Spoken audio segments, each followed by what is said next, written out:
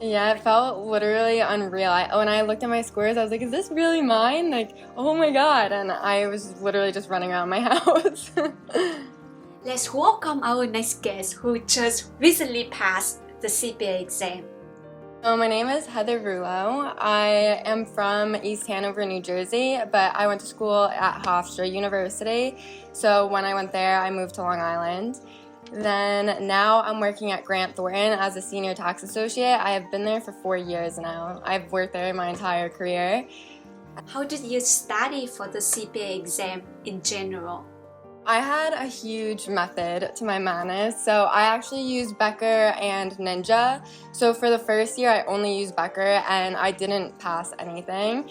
And then I started using Ninja and I would go between the two of them. So I use a tracker, and so every single night I would make sure, every single day I would make sure I at least answered 60 multiple choice correctly. How did you study for multiple choice questions? So I went through Becker first. So I started at chapter 1 and then went all the way to whatever the end chapter is for each of the exams. And then I would only do that one time, go through the chapters like that. And then I would do 30 multiple choice of like the practice exams on Becker and then go to Ninja and literally just go back and forth like 1,000 times and just keep doing 30 multiple choice practice exam on Becker, 30 multiple choice on Ninja. And like I said, I had the tracker, so I would keep like track of my scores, so it would keep me motivated, I guess, to see that I'm like getting better each time. So that's how I did it. And I would write down, if I got something wrong, I would write it down always. I use Excel for like the math problems, so I would literally type them all up and read through each question. Like if I got it wrong, I'd read why my answer was incorrect, and I would read why the answer was correct, and if I didn't understand it, I would read it until I was like, okay, that makes sense.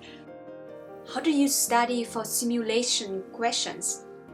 So simulation questions, when I would do the 30 multiple choice on Becker, I would also include one simulation in it. So it would pick from whatever chapter it was. I wouldn't go in order or anything. And then if I would try to do it myself, and if I couldn't do it, they have the skills practice videos which were actually like insanely helpful. Like they literally spell it out for you exactly to make you understand it and help you and how to do the problem. So that was amazing, like that they had that. So yeah, so I basically would just do that one every single time I would go through my multiple choice. Like I use the simulations for Ninja only for audit because I feel like I don't know why it was different. I just felt like the simulations on audit were more like the exam than other things. So other than that, though, I really wouldn't use the simulations for Ninja. But everything else on Ninja I loved. Like I listened to Jeff's, he had the audio recordings. I would listen to that like walking to work, on the train, walking my dogs. I would listen to that constantly. He does it in more of like it's not boring. Like it keeps you wanting to listen to it, and it keeps it interesting. So yeah, I listened to it, and actually, because you listen to it on repeat basically, like all the chapters, you just repeat them, and you definitely like think about it on the exam. So that definitely helps me. And then the multiple choice on Ninja was just amazing. I feel like it explained everything like perfectly well. And then what was the other thing that I was gonna? The Ninja notes, I would read those a lot. Like that's what I would do the day before the exam. I would read through all the Ninja notes, and that seemed to help me a lot. And then also the thing that it has where it goes based on like how well you're doing. So you know how it does like I forgot what it was called, but if you're having more trouble with like contracts or leases or something, it starts only focusing on leases. Like all the stuff that you're getting right, like it'll kind of like take that away and give you the harder thing, so you get to practice that more and more. So I think that was a really helpful thing of Ninja. How did you take study notes?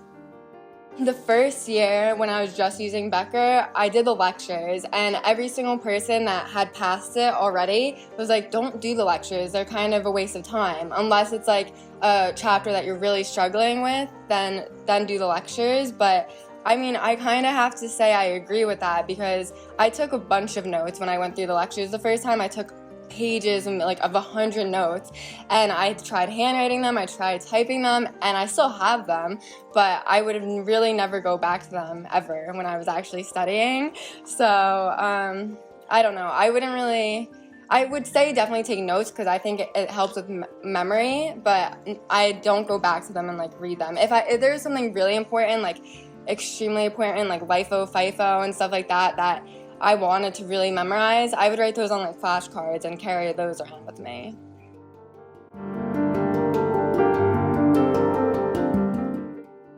Not too much, but like when it was something pretty important or just like something like quick that I could write down, I would use it for that, and it would be very helpful because it was just like right there, just a little thing to just like have and just memorize, you know, or just to quickly look at or even. So, but I didn't use it too much.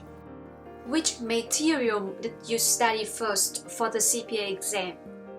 So I would take the notes first, like I did all the notes, and then I went through the multiple choice, and then I just did my routine, and then I would also read the ninja notes, like between all of that. I would take the notes. That was like the first year I did it, basically. Then I would just do multiple choice nonstop, constantly, and then do sims.